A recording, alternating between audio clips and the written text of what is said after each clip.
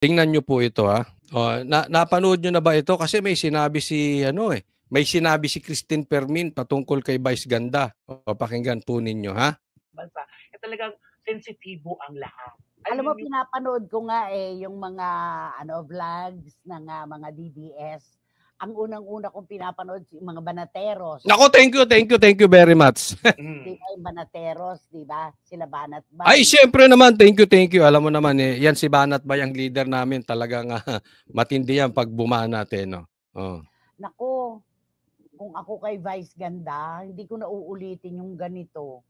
Kasi talagang grabe ang ginagawa sa kanyang panlalait ng mga DDS talaga. Na sa kanilang palagay ay tama yun dahil unang nilait ang dating Pangulo. Yun di ba? Bansa, talagang sensitibo ang lahat. Kaya wag po kayo mag-alala. Pinapanood ko nga yung mga vlogs ng mga DDS. Ang unang-una kong pinapanood yung mga Banateros. Yan. Wag po kayong mag-alala. Itutuloy namin ang banat dito. Dahil pansin nyo, yung una po, hindi ko pinatulan to si Vice Ganda eh. Kasi sa akin, pag hindi politiko, hindi ko masyadong pinapansin. Lalo na kung mga vlogger. No? Kasi kasama natin sa hanap buhay eh. Alam naman natin yan. Sabi nga nila, yung mga politiko nga, pagkatapos niya magkakaibigan din eh.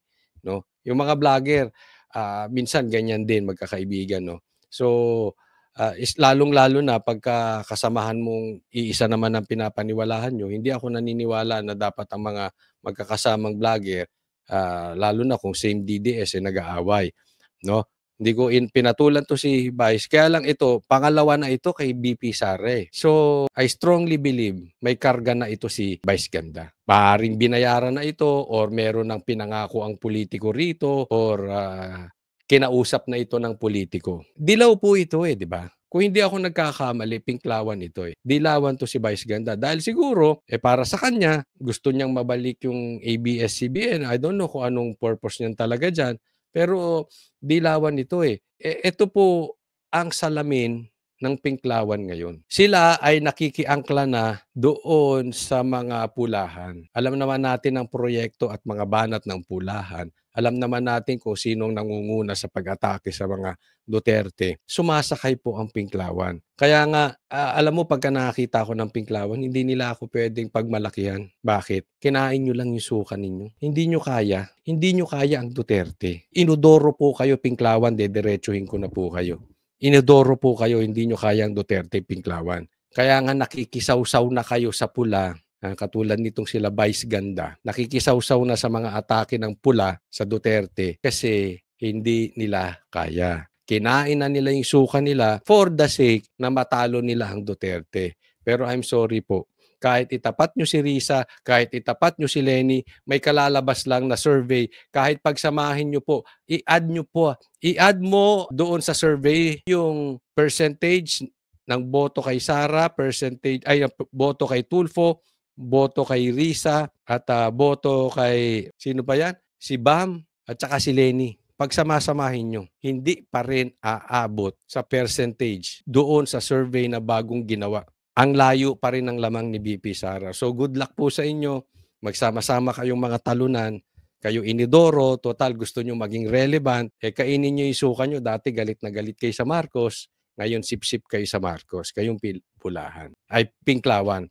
Next topic po tayo. Magalong, tinira na si Claire. Kasabwat si Marcos. Eto, simulan natin dito sa pagbanat, sa pagtira ni Mayor Magalong dito kay Claire Castro. Maging sarcastic. Hindi po kami ang kaaway nyo rito. Kaya lang, nalulungkot lang talaga ako dun sa kan. Ako, apektado kami. I'm pretty sure ganun din ang sentiment ni Senator Lacson. Alam mo, ito kasi si Claire. Isa po si Claire sa pinaka-unprofessional na nakita kong sa PCO na undersecretary. Kasi nandiyan siya para ibigay ang plataforma ng presidente. Yung ibigay yung boses ng presidente. Ibigay yung plano ng presidente. Ang problema dito kay Claire, yung pagiging vlogger niya. Lagi ko sinasabi to yung katsipan ni Claire, yung palingkera po Dalawa po kasi ang katauhan ni Claire. She is a vlogger and she is a lawyer. Hindi ko po iniinsulto yung mga lawyer na vlogger. Minsan lang hindi ko maintindihan bakit nagba-vlogger yung mga lawyer. But anyway, may mga paborito po akong lawyer na pinapanood na mga vloggers and I respect them well. Hindi ko na lang babanggitin, no. Meron ako isang pinapanood kasi diretso po siya sa batas. Ang ine-explain niya po batas. Wala siyang kinakampihan, wala siyang political color, basta batas lang. Sana kung magkakaroon man ng vlogger na abogado, wag nyo naman ibaba yung level nyo. Nag-aral pa kayo ng 4 na taon, magiging attack dog lang kayo. Panawagan to sa mga vlogger, ay mga abogado ha, magiging attack dog lang kayo. Sana kung magbablog kayo, issue basis. Issue lang, issue base. Ano lang yung patungkol sa batas, anong sinasabi ng batas, ganun. Yung pag may nanood sa inyo, may matututunan. Hindi pag may nanood sa inyo, ay atakihin natin ng Duterte, ay atakihin natin ng Marcos. Hindi ganun. Dapat ano lang eh. Unless, hindi ka talaga vlogger. Nagbablog ka lang, pero ang talagang ano mo ay politiko. Eto si Claire, ang nabitbit niya dyan ay yung kanyang pagiging vlogger. Kaya napaka-sarcastic eh. Alam mo, merong isang kilalang pinklawan na vlogger. Panuorin nyo, lagi niyang ini-interview yung nakaganong nguso, yung dating spokesperson. O, sila. Tingnan mo ang atake nila. Laging sarcastic. Katangian po ng pinklawan yan. Yung galawan ng pinklawan, kabisado natin. Nakikisaw-saw sa issue and at the same time, para maging relevant, tapos ang atake laging sarcastic. Eto si Claire, instead na binitbit niya na napakinabangan sana ng taong bayan yung kanyang pagiging abogado. Hindi eh. Yung pagiging palengkerang vlogger niya. Meron din kasing vlogger na class. Meron ding vlogger na palengkera. Di ba? Siya po ay isang vlogger palengkera. Yun po yung nabitbit niya. Dapat marunong kang umarte. Depende sa sitwasyon. Depende sa okasyon. Gaya ng sabi ko, hindi ka na, lahat ng bagay may panahon. Meron ba sa inyong kumakain habang tumatae? Wala naman, di ba?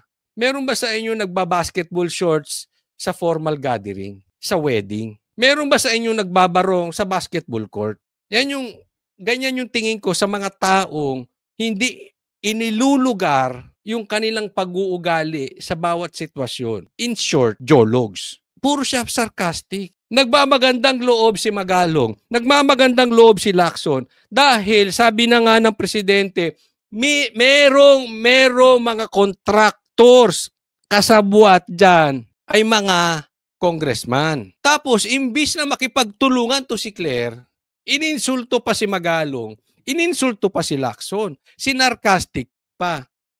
Sinasayang nyo yung oras namin eh. Ipasa nyo na lang kung meron kayong ebidensya. Ganun yung tabas ng dila. Hindi maganda yun. Na parang kami pang kaaway. Kami nga nagsasalita ng totoo, parang kami naman ang kaaway. Ano ba yan?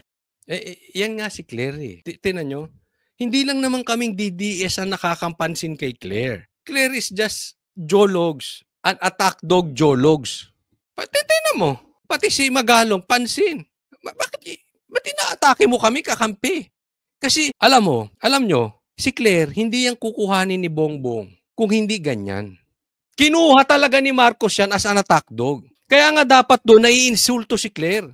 Ginawa mo akong Yusek, gagawin mo lang pala akong aso. Di ba? Abogado ko.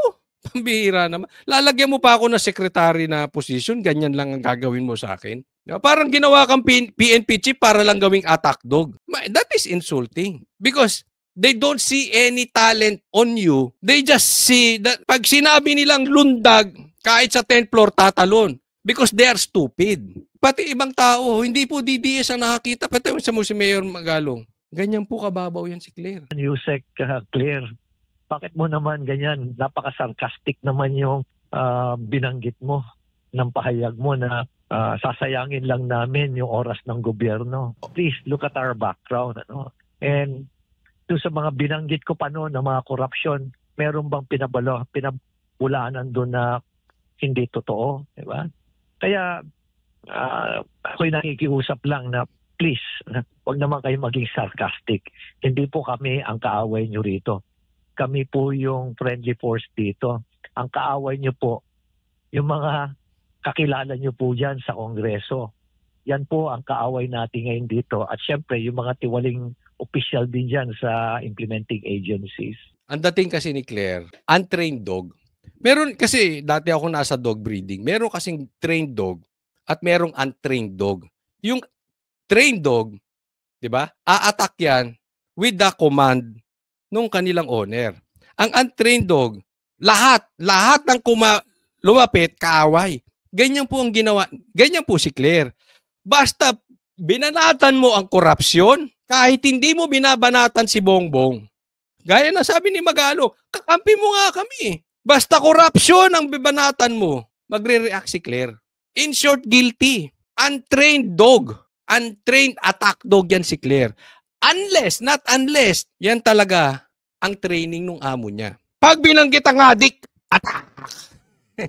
Pag binanggit ang korupsyon, attack.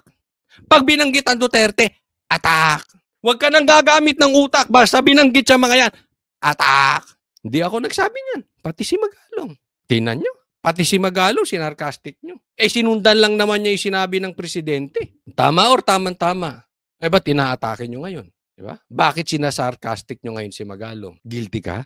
Guilty yung boss mo? Ayaw niya yung salitang korupsyon? Ayaw niya yung salitang adik? Hindi. Tanong ko lang. Guilty yung amo mo, Claire? Tinutulungan na nga kayo ni Magalong. Kayo naman naglabas ng kontra. Ito sa akin lang ha.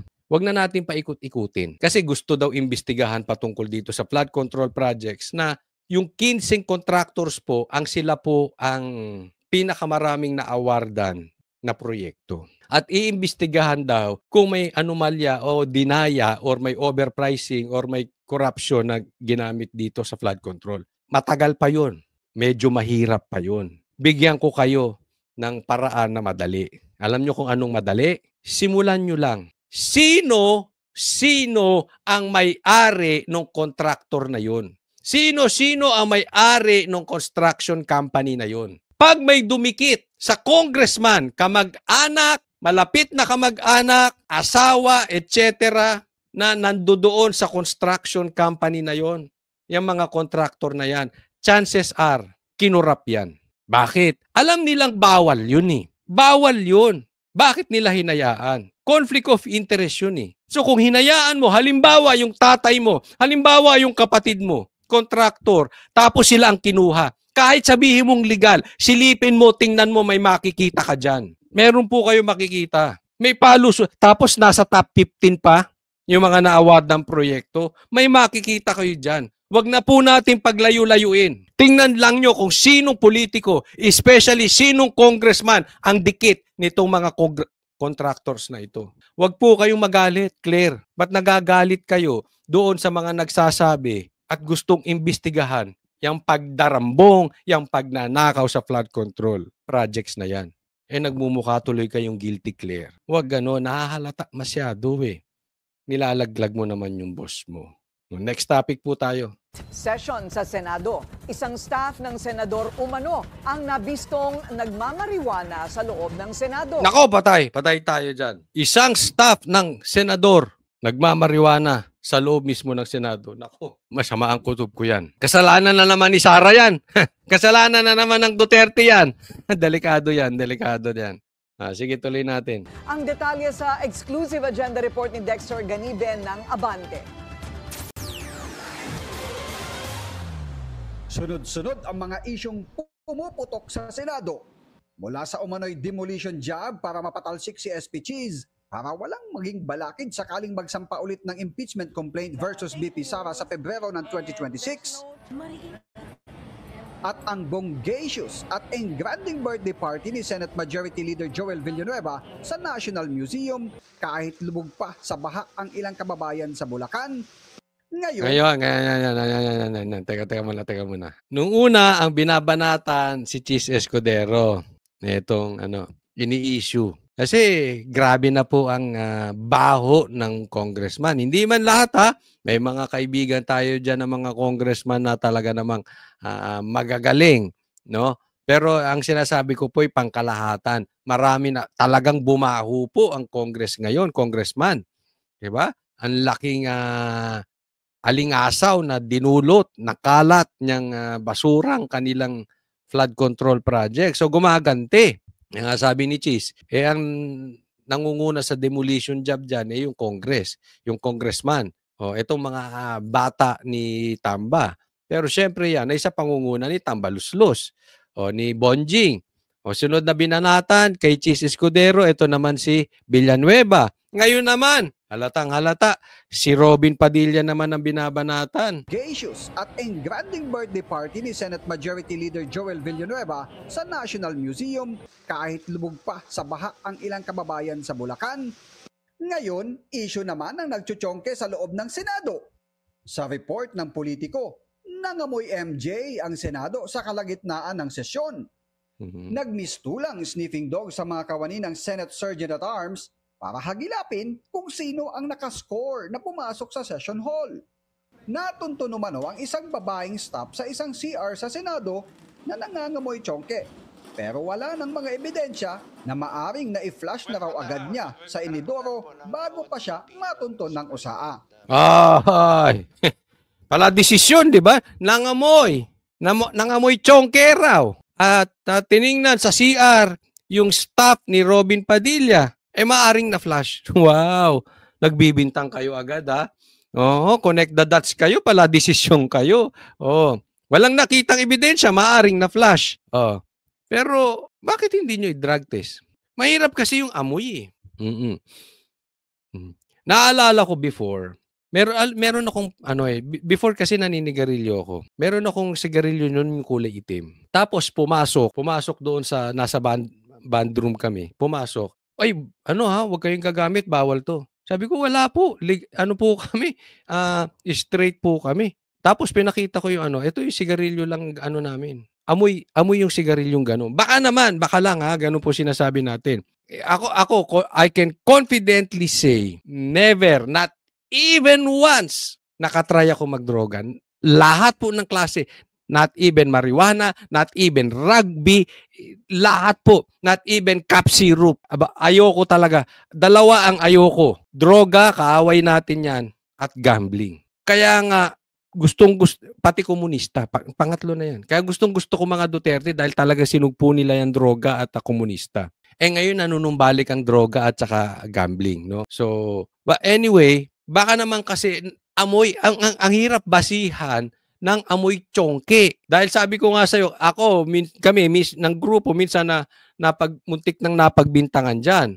Pero kung magkakahamunan kami at talagang pagbibintangan ako, ay hamunin ko kasi bawal po sa grupo namin yan. Dati pa na yun nasa banda pa ako noon. Nung bawal sa grupo namin yan. So, pag magkakaanuhan talaga, magpa-drug test tayo, pare-parehas. Basta sabay-sabay tayo. Diba? Hindi kayo magpa-drug test. Isabay mo na yung presidente. Yung staff ni Robin, total pinagbibintangan nyo na. Tsaka yung presidente natin, pa-drug test na. Mahirap kasi ibabase natin. Halimbawa, baka nagsigarilyo lang, nangamoy sigarilyo, akala nyo tsongke na. Sino bang mas mukhang addict? Yung amoy tsongke o yung pag-anong-gaano ng bibig? Yung lunon, yung dumudugo ang gums, yung dilatang mata, o yung amoy tsongke? Sino ang addict doon? Magpa-drug test na lang. Kaya lang kasi, yung mga ganito, alam mong talagang may motibo. Talagang binabanata. Isipin mo, nagdesisyon na sila na na-flash yung tsongke. Nako. But anyway, nakwento ko lang dati yon. And my last stick, kaya ko nababanggit to, yung last stick ko ng sigarilyo was 2015. Nasa Cambodia kami noon. Never ko makakalimutan yon. Hindi ko pinagmamalaki, kaya lang binabanggit ko dahil baka meron sa inyong naninigarilyo at gusto nyo makapagbagong buhay. It is possible. No? Nagawa ko yon dahil sa tulong ng Diyos. No, hindi po ako holy. Ako lang ay napagpatawad ng Diyos.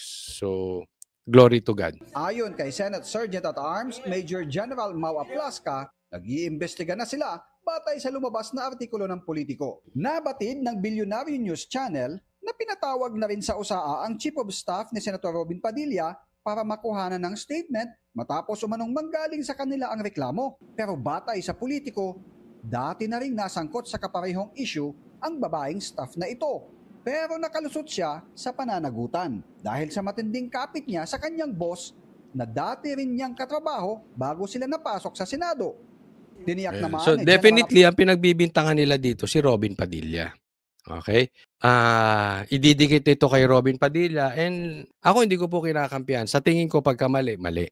Pero huwag tayong pumunta sa ganitong issue. Kung mali at kailangang parusahan, nasa sa inyo yan, parusahan ninyo, hindi po namin kukonsintihin, no? Pero I'm sure ididikit ito kay Robin Padilla dahil si Robin Padilla itinutulak ang pagsasabatas ng medical marijuana. Ako, hindi ako pabor. Hindi dahil sa hindi ako pabor doon dahil hindi ito makakagaling ng sakit, pero yung sistema po natin ay hindi pa naiaayos. Ito'y posibleng samantalahin ng mga mapapang-abuso at baka mamaya maging dumami ang addict sa marijuana. Siyempre, pagka may abuse ng gamit, ito ay mauuwi sa pagiging addict. So, napakadelikado. As for me, maybe the proposal of Robin Padilla is okay, pero not as of the moment. Sa akin lang naman yun. Ngayon, patungkol sa staff niya, kung may kasalanan, hindi naman tayo nagiging dito. Ang punto ko lang, we have bigger problems. Yung flood control projects, lahat po ng taong bayan, mga Pilipino sa Pilipinas, even yung mga Pilipino sa abroad, apektado nitong flood control projects. Bakit sila ang nagpapadala ng pera dito? Diba? Mayroong mga properties yan, may mga kondo yan dito, may mga subdivision, may mga lupa yan na binabaha. May mga kamag-anak sila mahal sa buhay na namamatay dahil sa baha. Apektado po buong Pilipinas. Sana po doon tayo mag-focus. Huwag nating alisin yung ating mata doon sa baho na nagagawa ngayon ng Congress dahil pinapasa sa Senado. Kasi halimbawa naman guilty yung staff ni Robin. Ano ngayon? Di parusahan nyo kung gusto ninyo. Pero hindi naman apektado ang buong Pilipinas doon kung may kasalanan man or wala. Diba? So doon tayo sa merong epekto sa buong Pilipinas. Halimbawa, kung adik ang presidente, may epekto ba yan sa Pilipinas o wala? Buong Pilipinas, I'm talking about the whole Philippines. Kung kinukurakot ng mga contractors dahil naglalagay sila sa mga politiko, nag-overpricing sila sa flood control, apektado ba buong Pilipinas? Diba? Mag-focus tayo doon sa affected buong Pilipinas. Affected ba? Just in case, may namatay. Kasama ni Lisa, nagpunta sa US, may namatay. At ang sabi, yung asawa mismo umamin, gumagamit sila ng droga. Affected ba ang buong Pilipinas? Ganun po ang pagtingin sa sitwasyon. Diba? Huwag natin ililigaw yung issue. Bakit ko nababanggit yan? Kasi marami pong ibabatong issue ang Kamara ngayon dahil sila ngayon ang nasa hotspot. Sila ang nasa hot seat ngayon. Sila ang parang niluluto ngayon dahil nabukoing yung kanilang baho. So, para hindi sila sumama sa media, ipapasa nila yan. Kaya umasa po kayo, maraming lalabas na mga balita para iligaw po tayo. Huwag tayong papayag sa social media, ilabas po ninyo yung ating hinihiling sa gobyerno. Imbestigahan itong patungkol sa flood control na to, projects. Plus na ang resulta ng isinasagawang investigasyon ay isusumiti nila kay SP Cheese. Para sa agenda. Next topic po tayo. Tingnan natin to sinabi ni Sandro. What do you say about criticisms that the House doesn't have the credibility to conduct its own investigation into flood control projects? I actually agree. There are I agree. Dozens of contractors. Why, sir? In what way? Why would a body investigate itself? So you're Ang galing. Ako sabi nga sa Banateros, pag tama, palakpakan, pag mali, banatan. Tama po dito si Sandro. Hindi ibig sabihin, kinakampihan natin. Hindi po. Ayoko sa Marcos. Never, ever, ever again. Kaya lang, tama yung sinabi ni Marcos dito Not even me. Pero tama yung sinabi niya rito. Na, bakit naman iimbestigahan nung body or nung Congress yung sarili nila? Diba? Ito si Puno kasi, ang sabi niya, wag nyo kaming pangunahan. Patungkol doon sa anomalya ng flood control. Wag nyo kaming pangunahan. Kami ang mag-iimbestiga dito sa mga kasamahan natin sa Congress. Di ba napaka-defensive? Ang lakas makagago, di ba? Kung mayroong gustong makagago, yan ang tunay na makagago, yung si Puno. Parang gagaguin. Kasamahan nyo sa Congress, kayo mag-iimbestiga. Di anong gagawin nyo dyan? Moro-moro. Oh, tama ba yun? Anong kalalabasan? Siyempre, kabaro nyo yan eh. Halimbawa, iimbestigahan ng Banateros. Huwag nyo kaming pakialaman. Kami ang mag-iimbestiga sa Banateros. Ganon? May adik sa Banateros. Huwag nyo kaming pakialaman. Kami mag-iimbestiga. Eh, halimbawa lang yun. Ako naniniwala. Wala. Kahit saan tayo makarating, magka-drug test tayo. Eh, naku po. But anyway, tama. Bakit mo iimbestigahan? Takot po sila. Yan ang sinasabi. Takot sila. Kaya ayaw nilang maimbestigahan. Ayaw nilang makalkal. Marami kasing makakakalkal dyan. Marami pong tatamaan, maniwala po kayo sa akin. Hindi man lahat, may mga malilinis, may mga mababait na congressman. Marami din dyan. Pero mas marami ang tatamaan dyan. Mas marami talaga may kalukuhan dyan. Mas marami. Kaya ayaw nilang paimbestiga. Gusto nila sila mag-imbestiga. Itago mo yung sa akin ha. Or bawasan mo yung sa akin, bawasan ko rin yung sa'yo. Lukuhan ba yan? Ginagago nyo tao? In favor of creating an I independent think it body. would be wise and prudent on us to wait as to what the executive has to say and what their actions are with regards to the president's speech in the SONA. I think we shouldn't get ahead of ourselves. The president already released certain names and figures in his press con the other day. I think what will be happening in the next few weeks, although the House, I believe, should assist in being able to identify where the anomalies are, I think it will be primarily the prerogative of the executive to be able to identify where these anomalies. Tama naman. So, karapatan din naman ng Congress, ng lower house, mga congressman, ang ibig ko sabihin, na imbestigahan din to. Kung karapatan nila, kung gusto nila. Pero, wag nilang hadlangan. Kung gawin ni Bongbong, ni BBM, na pangunahan ni Magalong at ni Lacson yung investigasyon, wag kayong napipikon, di ba? Dapat lang naman talagang iniimbestigahan yan. Ang laking pera niyan eh. Galing nga mismo kay Puno, alam niyo kalokohan ng mga yan.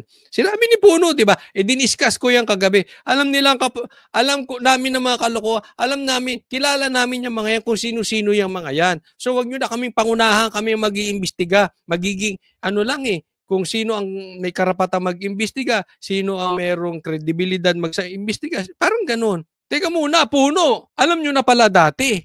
Ba't lang ngayon na kayo nagsasalita? So kung alam nyo na dati na may kinakalukuhan yung mga kasamahan yung congressman, di dapat dati na kayo nagsalita. Ngayon magkakabukingan, sasabihin mo kayo mag-imbestiga kasi alam nyo naman kung sino-sino. Ginagago nyo talaga Pilipino? Pambira kayo. Simple lang naman eh. Kung gusto nyo kaayusan, kung may alam kayong kalukuhan, lalo't kasamahan ninyo, dapat kinakastigo nyo na, hindi na kayo nag-aantay na lumabas sa balita at sumabog. Kung kailang sumasabog, doon lang kayo naglilinis eh. Anong dating nyo yan? Proteksyon. Hindi para mag-imbestiga, proteksyon. Pero tingnan nyo po, ito gusto ko makita ninyo. Tingnan nyo, yung tungkol sa impeachment, sabi ni BBM, ayaw niya na impeachment, pero si Sandro, pumirma. Nakikita natin, si Sandro at saka si Tamba, may pagkakaisa yan. Sabi, hindi pa papasukin ng ICC, pero si Sandro, di umano ay pumabor sa pagpasok ng ICC. At bandang huli. So makikita natin kay Sandro kung ano talaga, more or less, yung totoong gusto ng kanyang tatay. Tulad sa impeachment, ayaw. Ayaw daw ni Bongbong. Pero siya kauna-unahang pumirma. Yun ang talagang gusto ng tatay. Para sa akin, ngayon, gusto talaga ng tatay niya paimbestigahan to. Bakit? Magtuturuan na po ang Bongbong at Tamba. Kaya itong sinasabi ni Sandro na to, sa tingin ko, ito ay pagkalas na niya.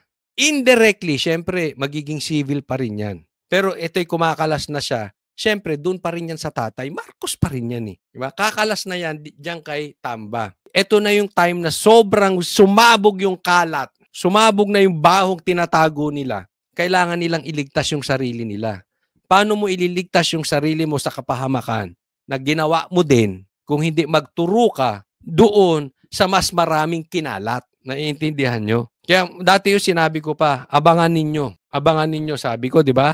Doon sa matagal lang nanonood sa akin, sinabi ko, pati doon sa SMNI, una kong binanggit doon. Ako po una nagsalita doon, sinabi ko, meron tayong nakakausap galing loob, magbabanatan na yan dalawa. At eto na nangyayari. Indirectly, hindi sila magbabanatan. Pero tingnan nyo yung tao nila, yung mga aso nila, yung mga kaibigan nila, yan ang magbabanat. Pero ang totoong tinatamaan yung leader. Bakit? Kasi baho nung leader yun eh. Halimbawa, itong flood control project, binabanatan na ngayon. Sino tinatamaan? Indirectly si Tamba. Kaya nga, napakagandang sitwasyon natin ngayon dahil unti-unti na sila maglalaglagan. And of course, they know a lot of things. Inaantay ko nga lang na umabot sa talagang banatan nila na ako'y naniniwala marami ring alam kay Marcos. Ito si Tamba Luslos. Baka mapikon, magsalita rin. Alam mo na yung iniiwasan ng mga Marcos, di ba? At alam din natin kung ano yung iniiwasan ni Tamba, baka magsalita si Bongbong. Bata, win-win po yan. Pero kasi, meron kasing hangganan yung maitatago mo yung baho. Kasi, in short, meron talagang ginagawang kabulastugan. Mali po yung ginagawa Basura Yung basura. Ang problema, yung basura, kaya mo lang itapon sa bakuran mo at a certain point, at a certain time, nang hindi mga alingasaw. Masyado nang mabaho. Alam mo, sabi nga dito, may nagsabi sa atin, marami naman talagang politiko, more than half ng politiko, may korupsyong ginagawa. Hindi man lahat, pero meron. More than half. Pero may trabahong ginagawa at nangungurap lang, binabawi lang kung ano yung nagastos nila sa kampanya at kumita ng konti. Pero yung ngayon, karapalan. As in, iba daw ngayon. Di umano Yan ang sabi sa akin. Hindi ko alam kung ito ay may katotohanan, pero pag tiningnan natin yung nangyayari ngayon, sabi nga may bilyon-bilyon flood control tapos may baha. Di ba? Ano yun? Sabi nga ni JB, kademonyuhan na sobra yan. Garapal Wala nang nagagawa. Yung pangungurakot, garapal pa. May namamatay dahil sa baha. Medyo katangahan nga Kukuha ka lang ng kurakot doon pa sa flood control. Alam mong mabubuhukan yan. Alam mong uulan na. Buti kung nakatira tayo sa UAE. Bira umulan. Sa atin lagi at meron bagyo. So, medyo may katangahan yung mangungurakot patungkol dyan. Pero yan Diyos na po ang sumisingil sa kanila. Kalikasan na ang sumisingil sa kanila. So we are in a good situation that nangangamoy na at sila na nagtuturuan. Kay Vice Ganda, matindi ito. The joke has gone too far nga ba? Patuloy ang backlash sa jet ski at ICC joke ni Vice Ganda. Kumilos na ang Davao City Council laban sa Unkabogable Star. Yan ang agenda report ni Edith Isidro ng Abante. Resolution condemning the statement of comedian Jose Marie Visceral, also known as Vice Ganda, for mocking former President Rodrigo Roa Duterte, thereby disrespecting the former president. Unanimous ang pag-aproba ng Davao City Council sa isang resolusyon na kinundinan ang umano'y pag-alipusta ng komedyante at TV host na si Vice Ganda kay former President Rodrigo Duterte. Inihain ni Councilor Danilo Dayang Hirang ang resolusyon matapos ang ilang hiling na idiniklarang persona ng grata si Vice Ganda. Whereas the city government of Davao upholds the values of respect, courtesy, and the preservation of dignity towards all individuals, particularly public officials who have served the nation with distinction. Ayun kay Ito. Kayo po, gusto ko po makita ang inyong opinion. No? Ilagay niyo po sa comment section kung kayo po ba ay pabor na ideklara ng Davao na persona non grata. Ito, hindi na pwedeng pumunta to sa Davao si Vice Ganda. Itong si Vice Ganda. Alam mo, kung ako tatanungin, dapat lang yan. Kasi lahat ng bagay po ay merong panahon. Bilang siya ay nasa isang concert, hindi naaayon yung ganong klaseng joke. Sinasabi nila, masyado naman kayong pikon mga DDS, joke lang naman yun. Diba? Pag kasi PRRD nagjo-joke, pag kayo gino-joke nyo si Marcos, hindi naman napipikon. Pero ito kasi, concert di ba? Ngayon, akita naman natin ang totoong kulay nito. In-interview pa nga niya dati to si PRRD, to si Vice Ganda, no? Pero kung yan po ang inyong contention, dahil yan ay joke. Una, it is a bad joke. Ialis muna natin yung politika, no? Mamaya pag-usapan natin kasi ang binanata naman nito si BP Sara, pero mamaya puntahan natin yon. Puntahan muna natin yung pagiging comedian. Ako hindi dahil ito alam to ng mga kaibigan ko. Lagi kong naikukwento. nakokornihan ako sa mamang ito. Totoo lang. Ang layo niya, tingnan niyo kasi malalaman mo ang nag-joke ang isang tao kung may laman ng utak. Ito wala naman tong joke na kung hindi titirahin ng isang tao di ba? Kaya ba niya mag-joke nang hindi lang basta binabanatan yung mga tao o hindi inaalipusta ang mga tao? Kaya, di ba? Kaya ako personal ko lang naman yan, hindi ko type talaga to dati pa. Hindi ito ka-level nung sabihin natin itong si Brad Pitt, yung mga ganong klaseng panuorin nyo po. Ito yung mga klase ng komedyante na pangmababaw. Ewan ko sa inyo. Pero para sa akin, kaya nabanggit ko rin, bukod sa politika, it's a bad joke na ito nga sabi nila, di ba? Ang sabi nila, bobo raw to. Okay? Ngayon, ayokong puntahan doon kasi hindi naman tayo pwede makapagbigay ng komentaryo patungkol doon. Hindi natin alam kung bobo to. Ang sa akin lang, hindi niya ka-level yung mga ibang typical bakla jokes. You know what I'm saying? Yang hirang ang pagkundina kay Vice Ganda at kasing bigat ng rin ng pagdeklara sa kanya bilang persona non grata sa Davao City. Viral sa social media ang jet ski at ICC joke na komedyante na pasaring sa 2016 campaign promise ni FRRD na nakakulong ngayon sa The Hague, Netherlands sa kasong crimes against humanity. Dahil sa kanyang biro, pinaboykot ng Duterte supporters ang mga produktong kanyang inendorso. Nabawasan din ng 1 milyon ang social media followers ni Vice Ganda. Ito sa atin mga DDS, kinukonsider nila na ito ay joke, tayo daw ay pikon. Sa atin, ito panawagan. Let's not get mad. Ine-exercise daw niya yung kanyang karapatan, i-exercise din natin yung ating karapatan. Kung meron pang mga DDS na naka-follow dito kay Vice Ganda, ano pa inaantay ninyo? 'Di ba? Ay sinasabi, ang konti pala, ang konti ng mga DDS, 1 million lang ang nabawas kay Vice Ganda. Pero tatandaan nyo, 1 million lang. Okay? Pero halimbawa, sa aming mga vloggers, naiintindihan to Yung hindi gumalaw, the fact lang na hindi gumalaw ang iyong views o hindi gumalaw ang iyong subscribers kung sa YouTube at hindi gumalaw ang iyong followers sa Facebook, napakalaking insulto na po yan. Totoo yan. Lalo pag malakas ka na, lalo na pag andyan ka na sa millions, sa isang araw siguro, tansya ko rito, nagwa 100,000 to additional followers. Conservatively. Sa YouTube, kung ganyan ka, or sabihin na lang natin na may 500,000 subscribers ka o 1 million, mahina sa iyo ang 200 na nadadagdag kada araw. Mahina po yun. So, pag nag-negative ka, ibig sabihin, lalo't ganito kalaki, ayaw ka na ng tao. Nagsisimula ka ng bumaba. Kaya wag niyong maliitin to. Kahit tanong niyo yung mga vloggers ninyo, kayo mga pulahan na nandito, kayo mga pinklawan, alam nila, they know what I'm saying. Malaking bagay yung nabawas 1 million. Pero, sige, wag natin na anuhin yun.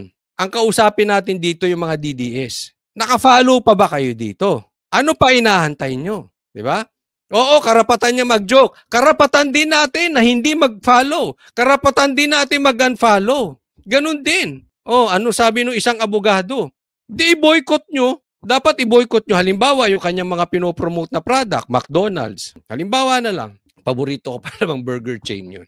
McDonald's. Di ba? O i-boycott nyo kasi alam mo, dapat ang McDonald's. Tanggalin din to si Vice Ganda para sa akin. Kasi ang McDonald's, pang pamilya They should not enter into politics. Considered as family food fast food chain ang McDonald's. Dapat yung mga endorser ninyo hindi nakikisaw-saw sa politics. It's about time sa ating mga DDS. Let's call out McDonald's na alisin ito. Kita mo, ginagawang joke pa. Di ba, ako rin may joke. Nangongolekta ako ng Coca-Cola. Pinopost ko nga sa Facebook. Minsan ilalabas ko rito. Meron naman akong Coke, Lisa.